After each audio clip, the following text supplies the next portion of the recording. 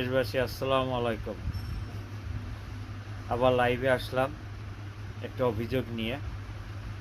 আমাদের প্রাণপ্রিয় দেশনেত্রী বেগম খালেদা জিয়ার ছোট ছেলে আরাফাত রহমান কোকো সাহেবকে 111-এর সময় 111-এর সরকার ফখরুদ্দিন মঈনুদ্দিন আওয়ামী লীগের সাথে যোগসাজশ করে তাকে নির্মমভাবে নির্যাতন করে হত্যা করে। আমরা তখন কিছুই বলতে পারি নাই। 16 বছর আমাদের মুখ বন্ধ ছিল। এখন আমাদের মুখ বন্ধ করা কেউ থামাইতে পারবে না। এখন আমরা এই হত্যার বিচার চাই। সারা বাংলাদেশে এরকম প্রচুর অত্যাচার নির্যাতন করে মানুষকে, হাজার হাজার মানুষকে গুম খুন করেছে। আমরা এই আওয়ামী লীগ সরকারের বিরোধী কোকোর বিচার চাই। যা কোকো সুস্থ ব্যক্তি, তাকে অত্যাচার নির্যাতনের কারণে অসুস্থ এসে মালয়েশিয়ায় থাকে। মালয়েশিয়ায় চিকিৎসাধীন অবস্থায় সে ইন্তেকাল করে।